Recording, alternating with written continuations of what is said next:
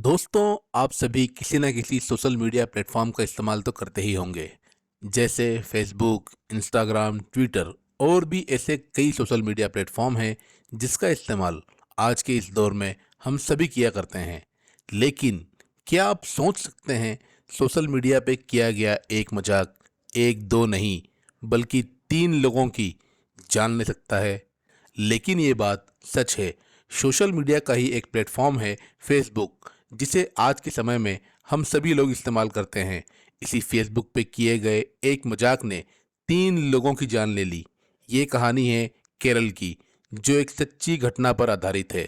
Facebook का इस्तेमाल normally हम लोग फ्रेंड बनाने, मैसेज करने और यहाँ तक कि आज तो हम बिजनेस करने के लिए भी इस प्लेटफॉर्म का इस्तेमाल करते हैं। इसी फेसबुक पर किए गए एक मामूली मजाक ने 2020 में केरला में 3 लोगों की जान ले ली थी। लेकिन कैसे? चलिए हम आपको पूरी कहानी सुनाते हैं।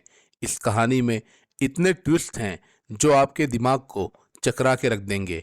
तो दोस्तों, सभी ट्विस्ट को जानने के लिए कहानी के अंत तक हमारे साथ बने रहिए और ऐसी ही मिस्ट्री स्टोरी सुनने के लिए हमारे चैनल को सब्सक्राइब कर लीजिए। ये कहानी केरल के कोल्लम जिले में रहने वाले विष्णु और उसके परिवार की है। विष्णु आईटीआई करने के बाद अपने काम में लग जाता है और अपने परिवार का हाथ बटाना शुरू कर देता है। इसी दौरान विष्णु की मुलाकात रेशमा नाम की एक लड़की से होती है। रेशमा विष्णु के बड़े भाई रंजीत की बीवी आर्या और विष्णु की भांजी ग्रीष्मा की दोस्त होती है। ये तीनों हम उम्र होती हैं और साथ में एक ही स्कूल में पढ़ाई करती हैं। रेशमा अक्सर आर्या और विष्णु की भांजी ग्रीष्मा से मिलने उनके घर आया करती थी।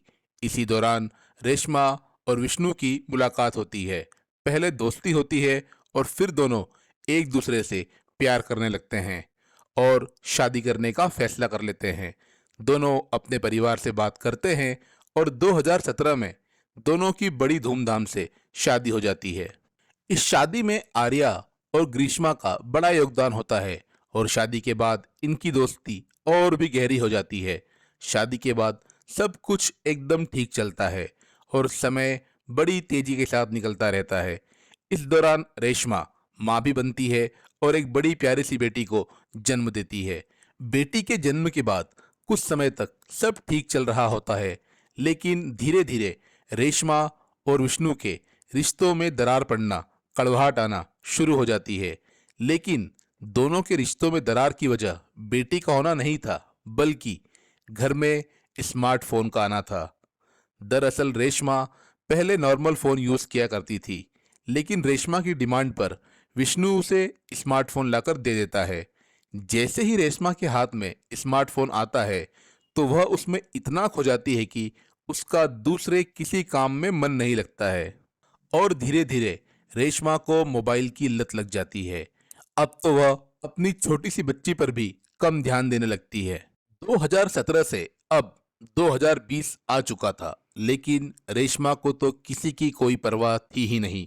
शादी के 3 साल बाद भी वह अपनी आदत से बाज नहीं आती है।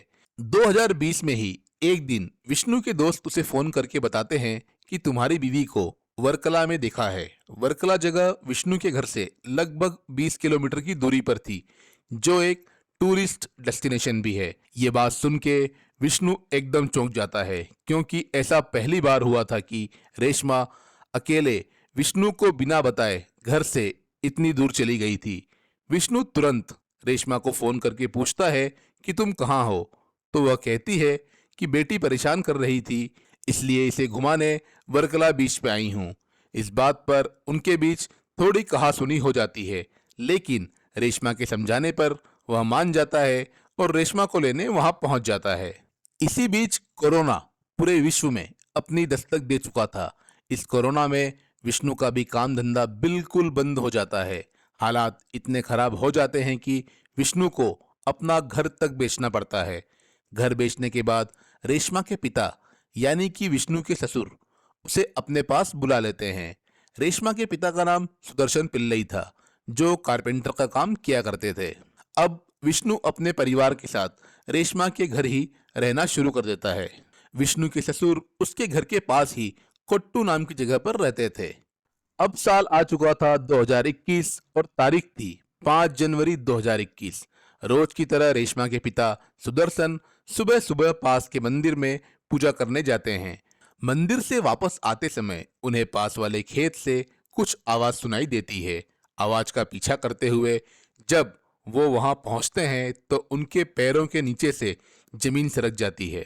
वो देखते हैं कि सूखे पत्तों के ढेर के नीचे से किसी के रोने की आवाज आ रही होती है। वो कुछ ही दूरी पर टहल रहे अपने दामाद विष्णु को आवाज लगाते हैं।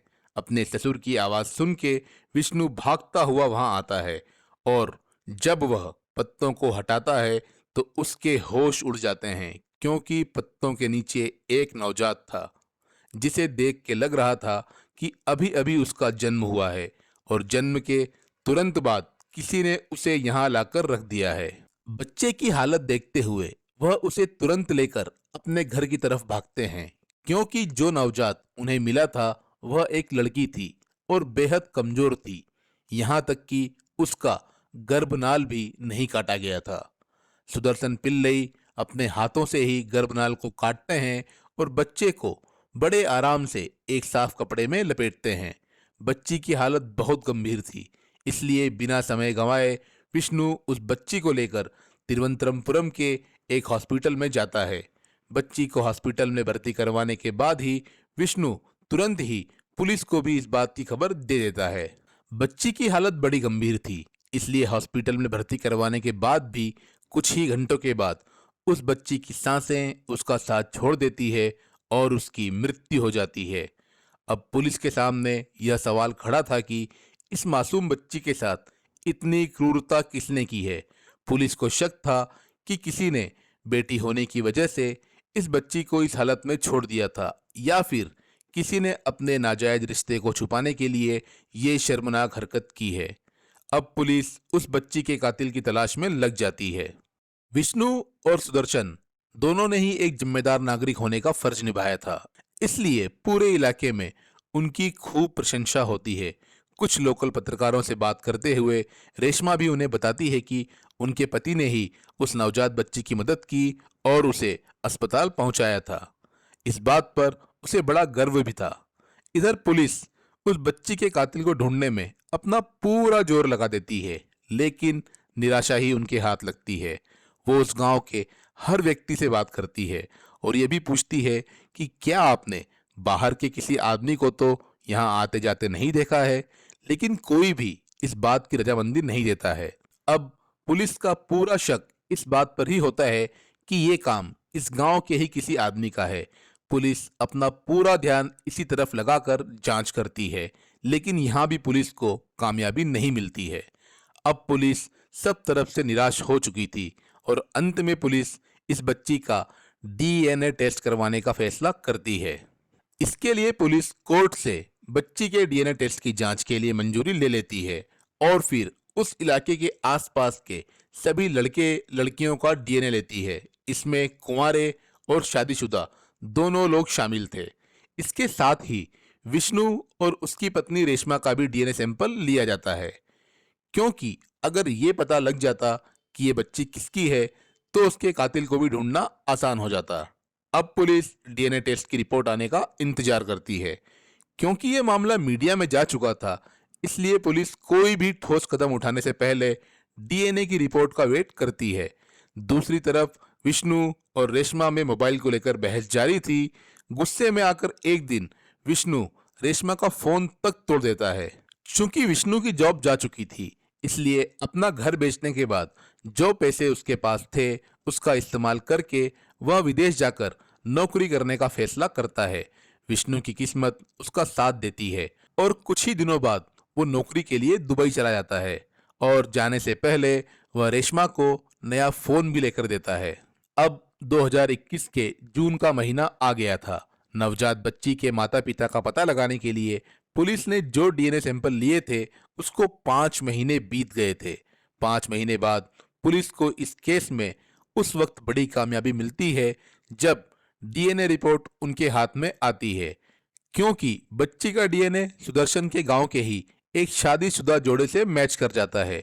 लेकिन जिस शादीशुदा जोड़े से वह डीएनए मैच करता है वह पुलिस को पूरी तरह से चौंका देता है, क्योंकि वह डीएनए विष्णु और रेशमा से मिलता है। पुलिस तुरंत सुदर्शन के घर जाती है और जब उन्हें यह बताती है कि बच्ची के माता पिता आपकी बेटी रेशमा और दामाद विष्णु हैं, तो वह हैरान रह जाते हैं।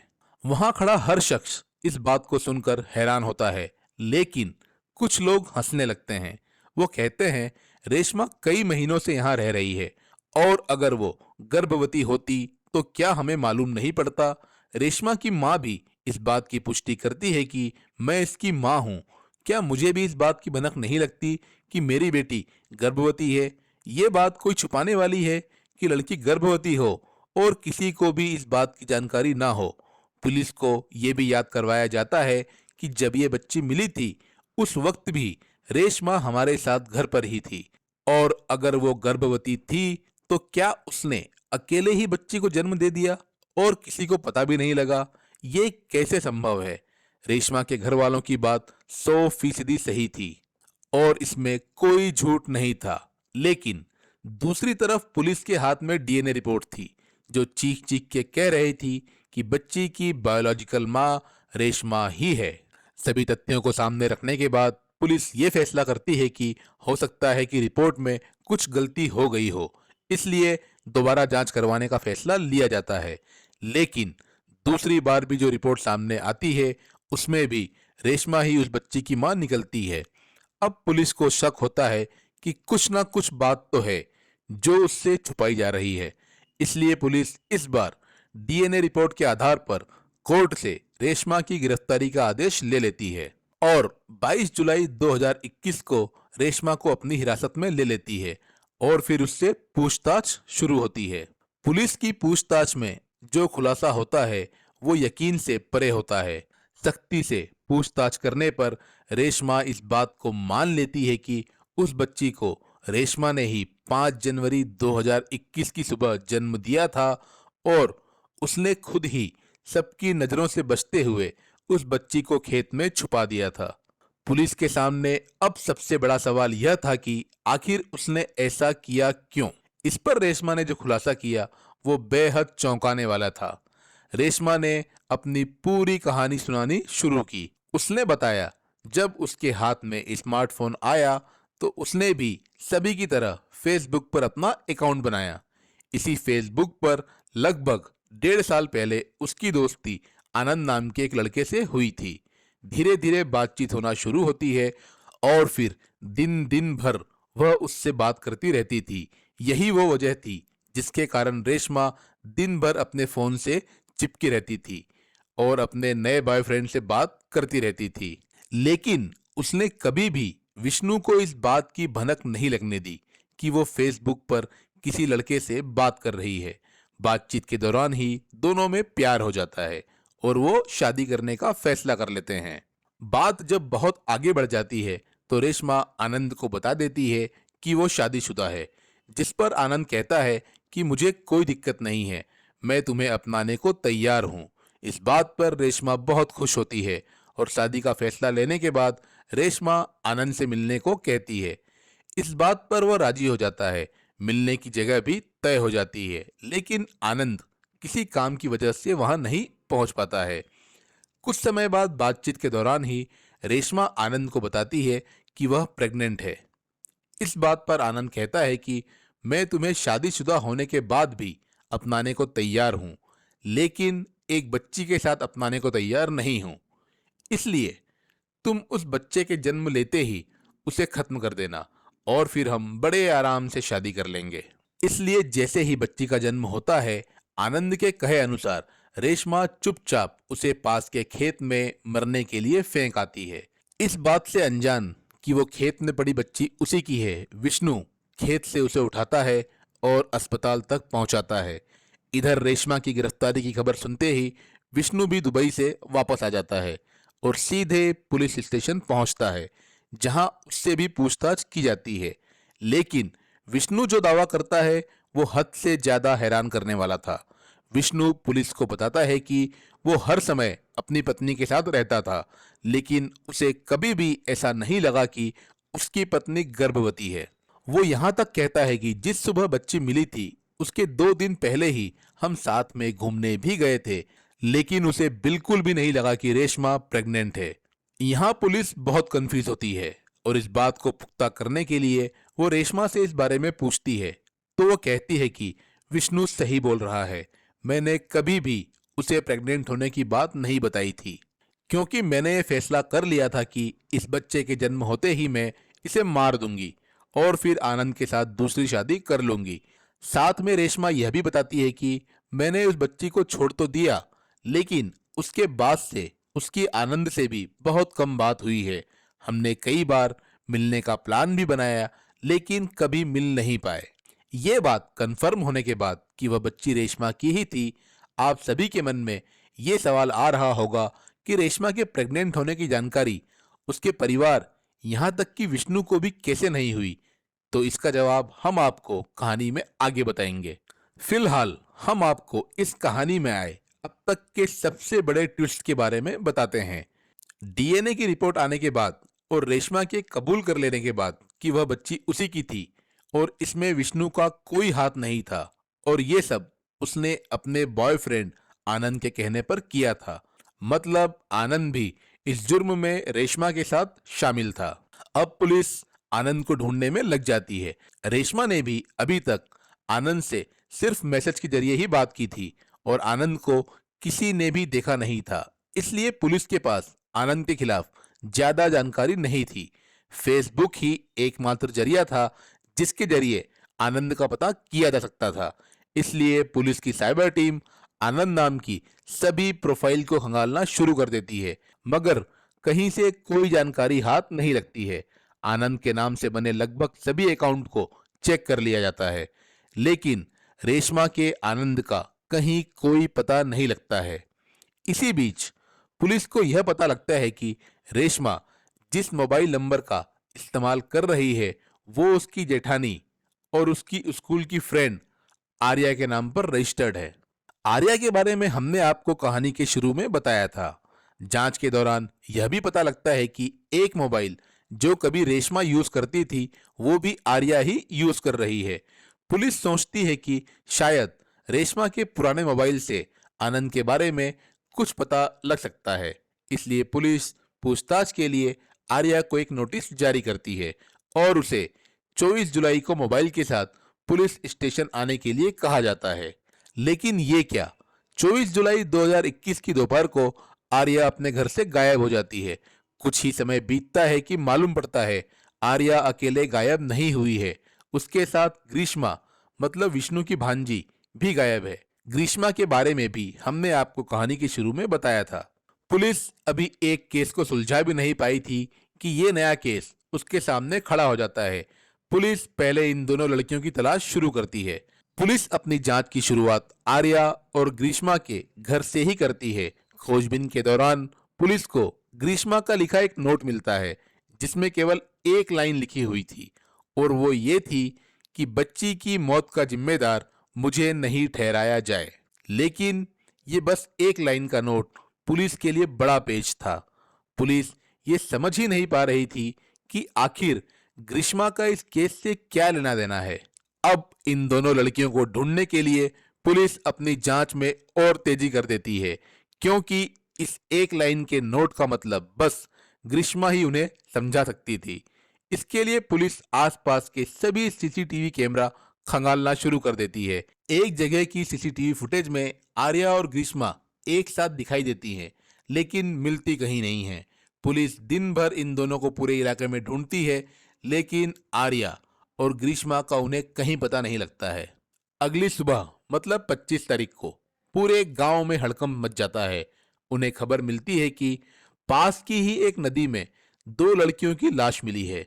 लाश की खबर सुनते ही पुलिस भी आनन फानन में वहां पहुंचती है, और जब दोनों की लाश को बाहर निकाला जाता है तो पुलिस शॉक्ड हो जाती है, क्योंकि वो लाश आर्या और ग्रीष्मा की ही थी। दोनों का जब पोस्टमार्टम करवाया जाता है तो ये बात भी साफ हो जाती है कि दोनों की मौत डूबने से हुई है, मतलब इनकी हत्या नहीं हुई थी। अब पुलिस की परेशानी और बढ़ जाती है कि आखिर इन दोनों ने एक साथ सुसाइड क्यों कर लिया, और इस पूरे केस से इन दोनों का क्या लेना देना था। जब पुलिस इस सवाल का जवाब ढूंढने निकलती है और इसके बाद जो खुलासा होता है वो और भी हिलाने वाला है। पूछताछ के दौरान रेशमा की मां बताती है कि कल ही आर्या ने मुझे बताया था कि कभी ग्रीष्मा ने ही आनंद के नाम से फर्जी फेसबुक आईडी बनाई थी और अपनी मामी यानी कि रेशमा से मजाक करने के लिए उसे फ्रेंड रिक्वेस्ट भी भेज दी थी और फिर आनंद बन के उससे बात करने लगी थी। इस खेल में आर्या और ग्रीष्मा दोनों शामिल थे और रेशमा से सिर्फ मजाक करने के लिए महीनों तक आनंद बन के प्यार भरी बातें करते रहे और रेशमा से प्यार का नाटक करते रहे। आगे जांच के दौरान पुलिस को यह पता लगता है कि ग्रीष्मा का कोई बॉयफ्रेंड भी है और कुछ जानकारी निकालने के उद्देश्य से पुलिस ग्रीष्मा के बॉयफ्रेंड से भी पूछताछ करती है। तो वो भी बताता है कि कुछ ही दिन पहले ग्रीष्मा ने उसे बताया था कि वो आनंद नाम से फेसबुक प्रोफाइल बना के कई महीनों से रेशमा से बात कर रही है और रेशमा आनंद के प्यार में पागल है। पूछताछ में यह भी खुलासा होता है कि वो ग्रीष्मा ही थी जिसे रेशमा अपने गर्भवती होने की बात बताती है। इसी के बाद आनंद बनी ग्रीष्मा ही कहती है कि अगर तुम्हें मुझसे शादी करनी है तो बच्चे को जन्म लेते ही मार दो। बस इसी के बाद रेशमा बच्चे को जन्म देते ही मरने के लिए खेत में छोड़ाती है। कुल मिलाकर रेशमा अंत तक यही समझती रही कि वो किसी आनंद नाम के लड़के से बात कर रही है, जबकि हकीकत में वो उसकी जेठानी आर्या और भांजी ग्रीष्मा से बात कर रही थी। आनंद तो बस एक कल्पना थी जिसे रेशमा हकीकत मान गई थी।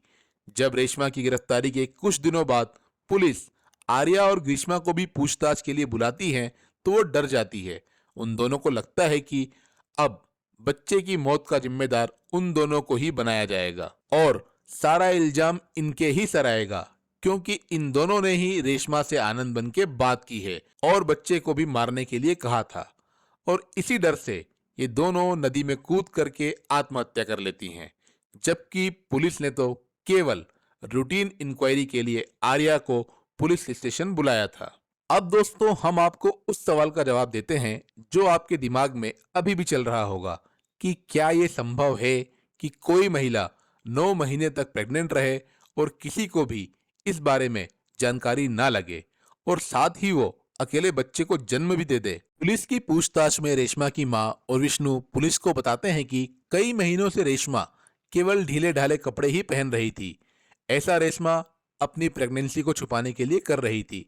साथ ही रेशमा के पास से एक टमी टकिंग बेल्ट भी बरामद हुआ था जिसे वो अक्सर पहनकर रखती थी ताकि किसी को भी उसका उभरा हुआ पेट न दिखाई दे। इसके अलावा अगर हम मेडिकल साइंस के हिसाब से देखें तो ये संभव है कि कोई महिला पूरे 9 महीने तक प्रेग्नेंट रहे और उसके शरीर में कोई बदलाव ना हो। कुछ केस तो ऐसे भी हैं जिसमें बच्चे के जन्म से कुछ घंटे पहले ही महिला को पता चला है कि वो प्रेग्नेंट है। इस कंडीशन को मेडिकल साइंस में क्रिप्टिक प्रेगनेंसी कहा जाता है।